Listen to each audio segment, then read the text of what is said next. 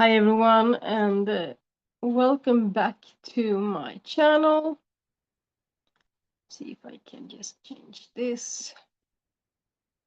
I don't know why I always miss to do that, but yeah. Okay, welcome back to my channel. My name is Caspian, and I read books. Right now, a lot of books. It I've been reading a lot of books since well, all of this year, so I guess I'm gonna continue doing that. I actually used to read a lot of books in the past as well, and then I don't really know what happened, but yeah, I do know what happened because I got less. I didn't get less time to read books, but I got less space for books and also less money to buy books. And it wasn't as easy to go to the library when the pandemic hit. So those three things together kind of limited my reading for a while. But now I am back visiting libraries a lot, and I've also been able to purchase some books, both new ones, but mostly from secondhand bookstores. So today I'm going to talk a little bit about this book, Cinnamon Bun Bookstore by Laurie Gilmore. And this is actually a book I bought new, but like the cheapest edition, you can say. And the first thing that struck me when I bought this, well, the reason I bought it was because in Sweden we have something called the Cinnamon Bun Day. So it's a day dedicated to the cinnamon bun. So when I saw this, I was like, oh, that's a perfect read for a cinnamon bun day.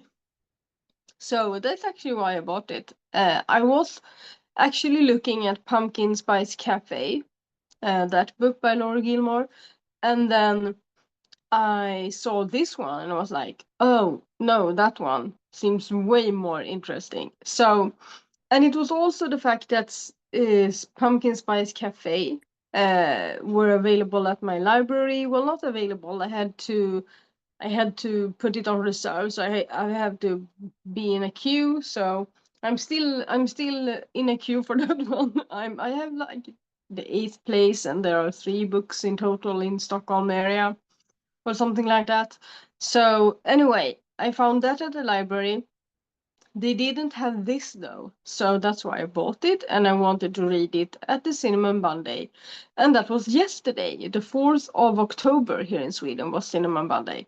So I actually had the opportunity to dedicate almost all of yesterday, Friday the 4th of October, to this book and to Cinnamon Bun Day. I don't usually go all in like that, but I did this year simply because I found this book and also because I had the fortune to find some gluten-free cinnamon buns at a store nearby, the last ones I might add. So I actually spent yesterday nibbling on cinnamon buns. Unfortunately, not while reading the book because they were quite sticky, and I didn't want to you know put that stickiness into these pages. So I actually didn't do those two at the same time. So I kind of uh, weaved, or like I skipped between reading the book, which I did most of the day, or at least most of the afternoon and evening.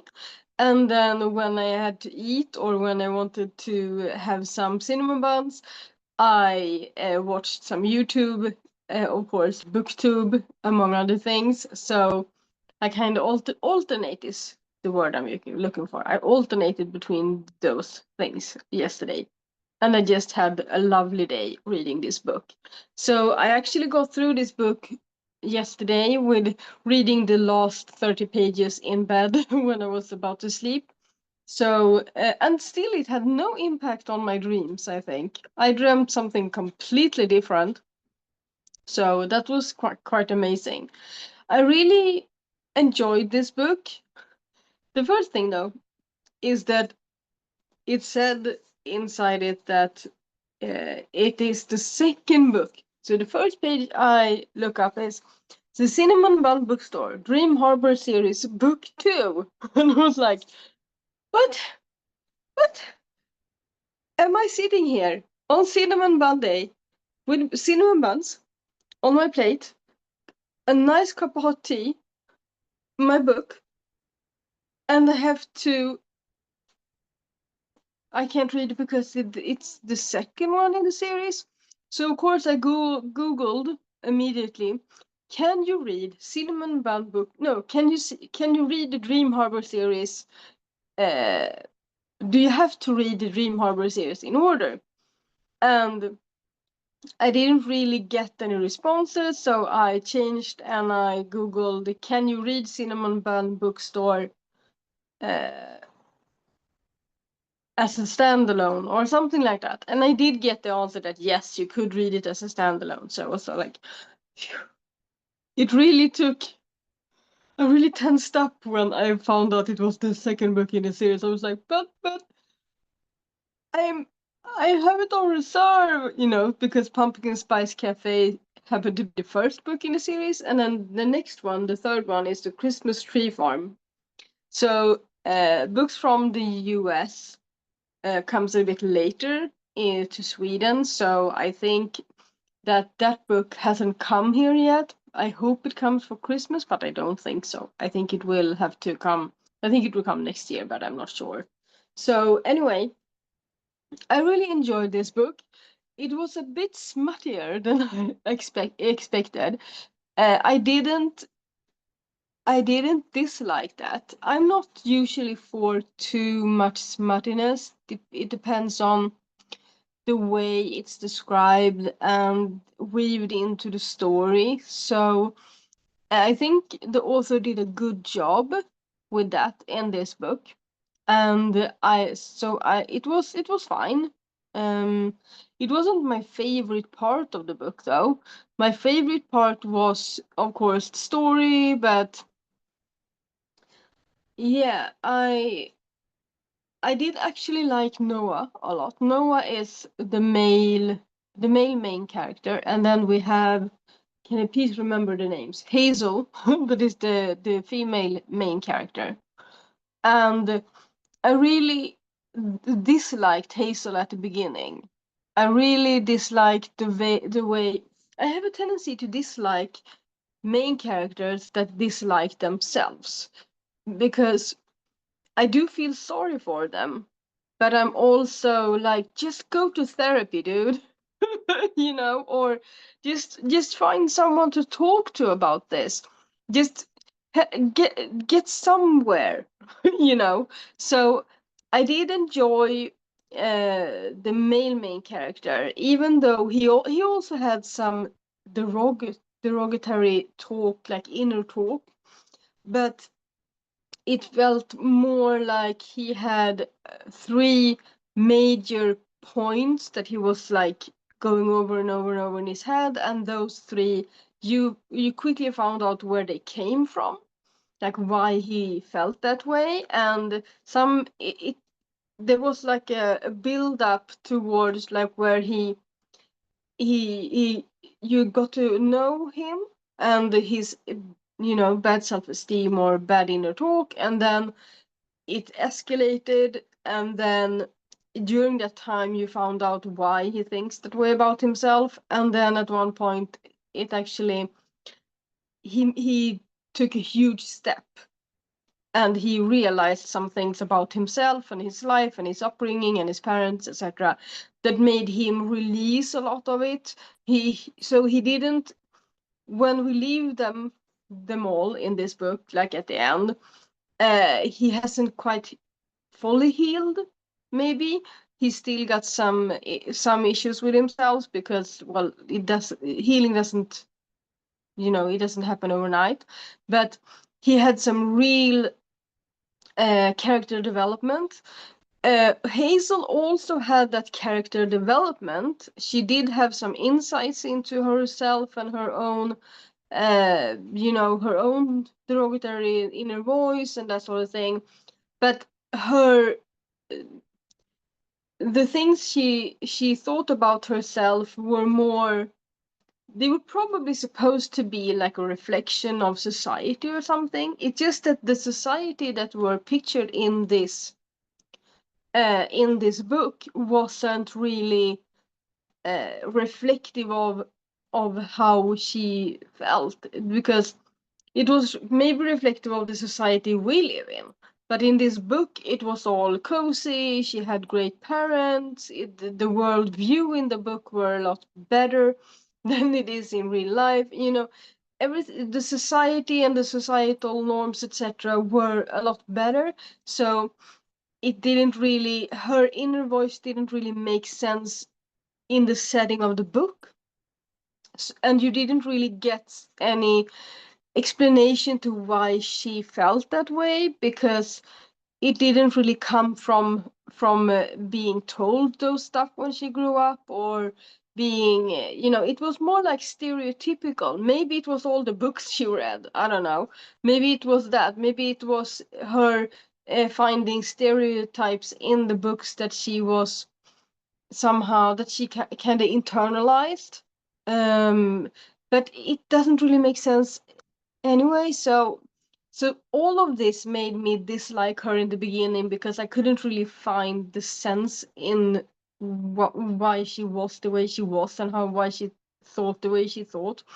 I did like her personality beyond that, and I did like the dynamics between the two main characters, and also their friend group, or friend group. They had a big friend, you know, like they had the same big friend group. So I definitely enjoyed the dynamics of that, and it made sense to me. So, and I enjoyed the uh, how it was like a slow burn romance, and the steps that they took to get closer and closer to each other, and that sort of thing. So I do wish I had read Pumpkin Spice Cafe before this one, though, because there were some hints, and even though it's like hints about people, I know now, or I have a good hunch. I'm like 90% sure which people met in the Pumpkin Spice Cafe, a little bit about how they ended up together, not the whole story, but I have some minor insights, and I know that they ended up together, and I know the aftermath of it. And it was maybe a bit too much spoil, I do still want to read it, but I feel a bit like, oh, about it. So I'm more looking forward to the Christmas Tree Farm, the next book, than I am reading the previous book in this series. So I am glad that I bought this. I want to reread it. I probably will reread it by the Cinema Monday next year. So I did annotate a little bit. I did not, however, highlight anything or put anything in the margins, because I didn't really have the tools for it at home, like the proper color of, actually I didn't really have the proper color of the tabs either, and definitely not like the pens I wanted. So I just tabbed some things that were really important to me from this time, and there were a lot of things I was like, I can annotate this the next time I read it, and I will have a blast doing that. So I did enjoy it, but yeah, there was just something about her mainly that I didn't quite enjoy. And the thing is, the way the male main character describes her when he's falling for her, like what he is seeing in front of him and describing her, I was kind of icked. It was like, it wasn't really beautifully described. I wouldn't say not at first. It was very genuine, of course. It was very genuine, and I can see someone expressing themselves like that in their head, and also expressing it like um, outwards. But it was just I didn't really. It didn't make me understand why he fell for her, or like what more so. It didn't really make me fall for her together with him, you know. Her description of him definitely made me feel more like falling for him together with her, because of how she described him. I could easily form my own picture of him, and I had to remind myself of like the color of his hair in this book and that sort of thing. But I still got like a nice picture of him, and I could see the way she saw him, but I couldn't really fall for her together with him, and it didn't have that much to do with my initial thoughts about her inner voice and that sort of thing. It was like when he saw her and the description of her and her clothes and her physical attributes, I was like, really, dude? No, no, that's not attractive. So I don't really have a quote on that, like how he did it, but it was just something about the way he looked at her wearing he had some really weird stuff going on when it came to her clothes and what she was wearing, and it had a lot to do with the way he had seen women before he met her. So I can understand him on an intellectual level, but I didn't really vibe with that. It was an interesting experience. I'm wondering if that might change when I read it the next time. Because especially when I read books in English, I tend to, you know, oh, I get a lot of filler words now because I'm searching for words in English. Um, what was I saying? When I read books in English, I tend to especially notice new other things when I read it the second time because of like the language. Like the first time I read it, I am more focused on the people, the story, and the dynamics between people. And then the second time I read it, I can be more aware of like maybe the descriptions of things and the wording, because I don't know every word in English. It's not my first language, it's not my native tongue. So some of it just go right past me. And the second time I read it, it's more, I can more get into actually getting to know the words I don't understand. But it was quite easy to read, and I read it in a day, even though it's how many pages? I always make a note at the beginning, but don't think I did this with this one. If I borrow a book from the library, I always make a note of how many pages it is and put that on like here so that I can go back and see like, oh, how many pages do I have left? So I don't have to do like this, like I do now. Because like in this book, there's an extract from the Christmas tree farm at the end, and I don't count those as being a part of the book. So it's 345 pages.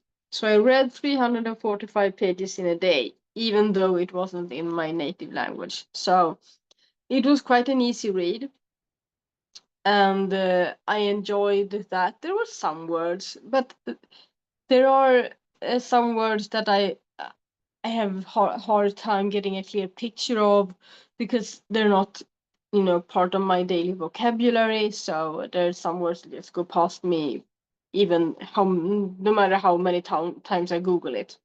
For example, I can never get a full understanding of the difference between a frown and a scowl.